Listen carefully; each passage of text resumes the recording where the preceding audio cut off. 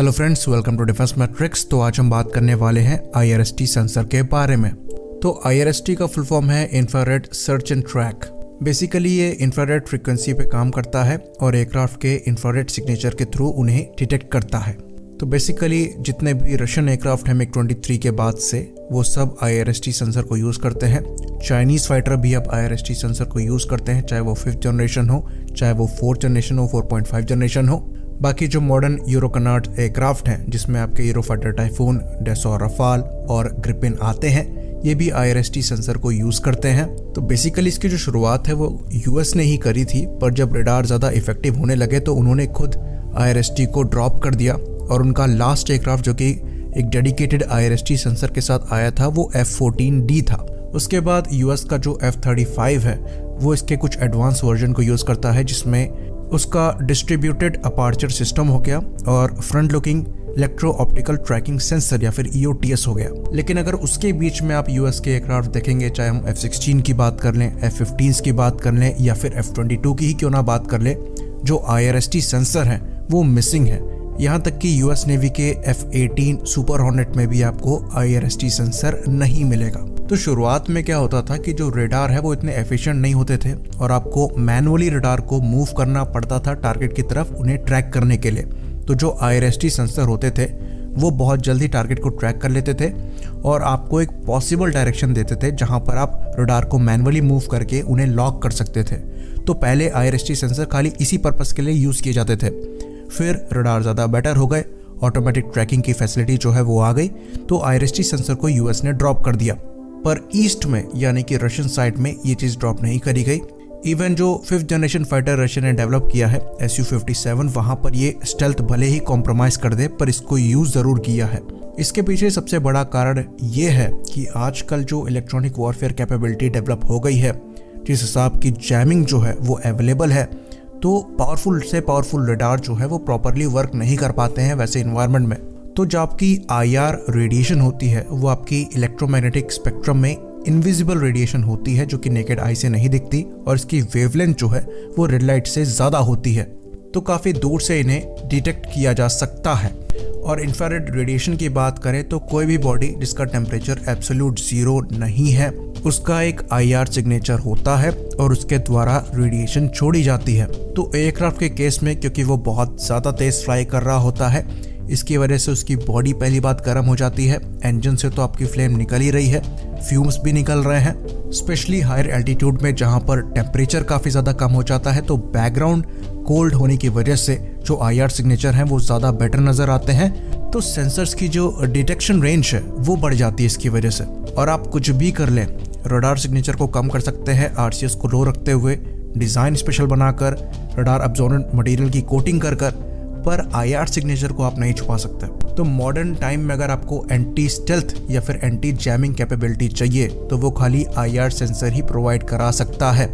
और इसकी सबसे बड़ी बात, क्योंकि इस सेंसर से कोई रेडिएशन नहीं निकलती तो आप ये पता नहीं लगा सकते कि आपको ट्रैक किया जा रहा है, जिसकी वजह से ये और भी ज़्यादा घातक हो जाता है। तो अगर स्टेल्थ के साथ आप प्रॉपरली IRST सेंसर को कंबाइन करते हैं, जहाँ पर आपका रडार क्रॉस सेक्शन पहले ही कम है, रडार को आपने पहले ही ऑफ कर रखा है, आपसे कोई रेडिएशन नहीं निकल रही, तो ये बहुत ज़्यादा घातक हो जाएगा। तो लेज़र रेंज फाइंडर के कॉम्बिनेशन में आप क्लोज रेंज की इंफ्रारेड गाइडेड मिसाइल जो है उन्हें फायर कर सकते हैं। आजकल जो IR मिसाइल हैं वो भी थोड़ी सी ज़्यादा रेंज की आ रही हैं, तो ये उनके कॉम्बिनेशन में काफ़ी अच्छा वर्क करेगा। साथ ही साथ कुछ समय के लिए रडार को ऑन करके आप रडार गाइडेड मिसाइल भी फायर कर सकते हैं, जो कि सरप्राइज अटैक के लिए काफ़ी अच्छी रहेगी। तो IRST सेंसर्स में भी डिफरेंट सेंसिटिविटी होती है, डिफरेंट फ्रेम को यूज़ करके आप उसको बढ़ा सकते हैं और इवन डिम टारगेट्स यानी कि जिनका IR सिग्नेचर कम है उन्हें भी ट्रैक कर सकते हैं। एग्जाम्पल के लिए जो यूरोफाइटर का पायरेट IRST सेंसर है वो सामने से आ रहे एयरक्राफ्ट को 50 किलोमीटर की दूरी से पहचान सकता है और जाते हुए एयरक्राफ्ट को करीबन 90 किलोमीटर की दूरी से पहचान सकता है। सिमिलर नंबर्स जो हैं वो रशियन IRST सेंसर के साथ भी मिलते हैं, जिनको ओल्स कहा जाता है यानी कि ऑप्टिकल लोकेटिंग सिस्टम। सिचुएशन को देखते हुए अमेरिका को चीज़ें रियलाइज़ हुई और लॉकहीड मार्टिन द्वारा कुछ पॉड्स जो हैं वो डेवलप किए गए, जो कि IRST सेंसर के साथ आते थे। पहला जो है वो IRST-21 है, जो कि किसी ड्रॉप टैंक में लगाया जा सकता है अलग से। तो ड्रॉप टैंक के साथ आप इसे F-15 या F-18 में यूज़ कर सकते हैं, पर क्योंकि इतने बड़े ड्रॉप टैंक में ये आपका एक सेंसर लगेगा तो डेफिनेटली रडार सिग्नेचर आपका ये बढ़ा ही देगा। दूसरा जो है वो लीजन पॉड के थ्रू है, जो कि F-15 द्वारा यूज़ किया जाता है। तो अगेन ये IRST-21 है जो कि लीजन पॉड के थ्रू लगाया जाता है। ये बात आपको यहाँ पर बता दें, F-35 में जो डिस्ट्रीब्यूटेड अपार्चर सिस्टम यूज़ होता है वो इसी तरह के सेंसर को यूज़ करता है, जिसकी वजह से उसे 360 डिग्री कवरेज मिलता है मिसाइल के अगेंस्ट में या किसी थ्रेट के अगेंस्ट में। तो सिचुएशनल अवेयरनेस को भी ये बढ़ाने का काम करता है। तो ये एक फील्ड ऐसी है जिसपे हमें पहले से काम करना चाहिए था, पर तेजस मार्क 2 के थ्रू इंडिया भी IRST सेंसर को इंट्रोड्यूस करेगा। तेजस में कोई भी IRST सेंसर नहीं है, पर आजकल पॉड बेस्ड IRST सेंसर आ रहे हैं, तो तेजस मार्क 1 में इसे इंटीग्रेट किया जा सकता है। पर पॉड बेस्ड सिस्टम को यूज करने का मतलब ये है कि आप रडार क्रॉस सेक्शन को बढ़ा रहे हैं, साथ ही साथ ये एरोडायनामिक परफॉर्मेंस को भी अफेक्ट करता है। तब इसकी कुछ कमियां भी जान लेते हैं। ये इतना परफेक्ट सिस्टम नहीं है। तो अगर कोई भी IRST सेंसर बैकग्राउंड क्लटर को एफिशिएंटली रिमूव नहीं कर पाता है तो वो फॉल्स टारगेट शो करेगा, जो कि एक्चुअली घातक साबित हो सकता है, या फिर वो एक्चुअल टारगेट को शो ही नहीं करेगा। दूसरी चीज, एनवायरमेंटल फैक्टर यहाँ पर अफेक्ट करते हैं। अगर मौसम खराब है तो जो इंफ्रारेड रेडिएशन है वो थोड़ी सी एब्जॉर्ब हो जाती है, जिसकी वजह से प्रॉपर जो सिग्नेचर है वो मिल नहीं पाता। दूसरी चीज, क्लाउड वगैरह का भी इफेक्ट यहाँ पर होता है। तो IR signature definitely atmospheric factor की वजह से एब्जॉर्ब होते हैं। तो यहाँ पर आपके सेंसर्स पे डिपेंड करेगा कि कितना प्रॉपरली आपने उन्हें ऑप्टिमाइज किया है। तो यहाँ पर डिटेक्शन के डिफरेंट मोड्स भी होते हैं। एक होता है ट्रैक बिफोर डिटेक्ट, जिसको TBD कहते हैं। दूसरा होता है ट्रैक आफ्टर डिटेक्शन या फिर TAD। तो ट्रैक आफ्टर डिटेक्शन या फिर TAD में क्या होता है कि टारगेट को सिंगल फ्रेम में ही डिटेक्ट करने की कोशिश करी जाती है कि एक ही फ्रेम में वो मिल जाए, उसकी पोजीशन पता लग जाए। उसके बाद डिफरेंट ट्रैकिंग सेंसर जो है उसको ट्रैक करते हैं। तो जो ब्राइट ऑब्जेक्ट्स होते हैं या फिर ब्राइट टारगेट्स होते हैं जिनका IR सिग्नेचर ज़्यादा होता है, उनको पकड़ने के लिए ये जो मोड है वो ज़्यादा हेल्पफुल है।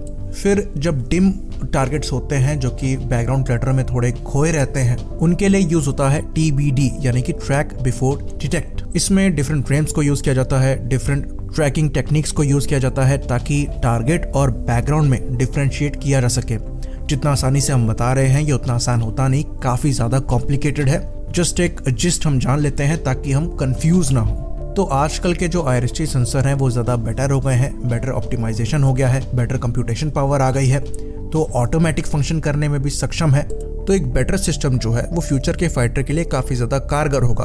तो जब तेजस मार्क 2 की बात करी जाती है तो IRST को बहुत ज़्यादा डिस्कस नहीं किया जाता, लेकिन पर्सनली हमें ऐसा लगता है कि वो एक बहुत ही इंपॉर्टेंट फैक्टर है और उसके डेवलपमेंट पर नज़र बना के रखनी चाहिए, क्योंकि वही फ्यूचर है। 5th जनरेशन फाइटर में उसी से रिलेटेड जो टेक्नोलॉजीज हैं वो यूज़ करी जाएंगी। इसी बात पर हम इस वीडियो को ख़त्म करेंगे। लाइक करिए, सब्सक्राइब करिए। जय हिंद।